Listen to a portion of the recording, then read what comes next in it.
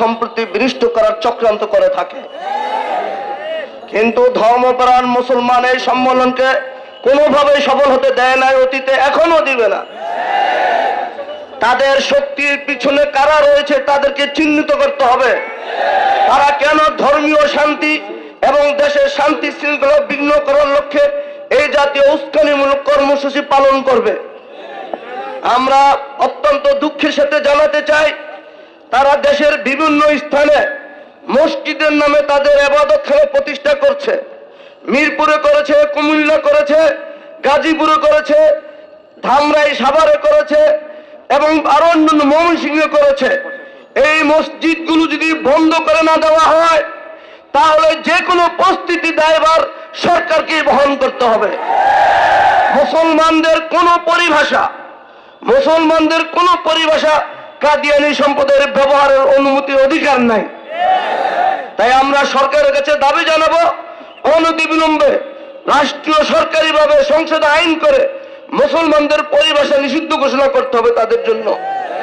এবং আরেকটি কথা দুঃখের সাথে বলতে হয়, পঞ্চগড়ের জৈনক এমপি বলেছেন যে খতমনবুয়ত কনসেপ্টটা পরিবর্তন করতে হবে।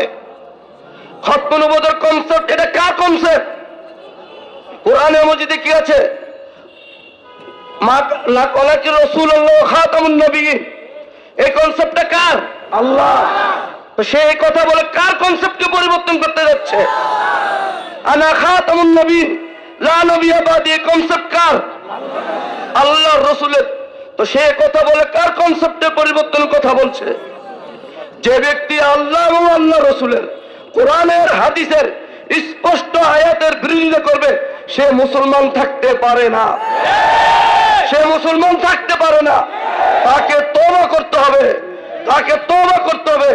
আমরা বাধ্য হব তাকে মুসলিম ঘোষণা দিয়ে জাতীয় সংসদ থেকে তাকে পদত্যাগে বাধ্য করতে আমরা। এবং মাননীয় সরকার প্রধানমন্ত্রীকে দাবি জানাবো, আপনার দল মুসলমানদের দল, আপনি একজন মুসলমান, আপনার দলের সংখ্যাগরিষ্ঠ লোক মুসলমান।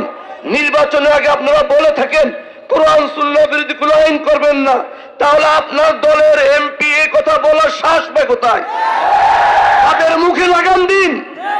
যদি না পারেন তাহলে তাদেরকে পদ থেকে বাধ্য করুন, দল থেকে বহিষ্কার করুন, নতুবা এই দায়ভার আপনাকেই নিতে হবে। আর অনতিবিলম্বে পঞ্চগড়ের এই সালানা জলসা যদি বন্ধ না করা হয়, প্রয়োজনে আমরা সবাই সম্মিলিতভাবে পঞ্চগড়ের উদ্দেশ্যে অভিযাত্রা ঘোষণা করতে বাধ্য হব।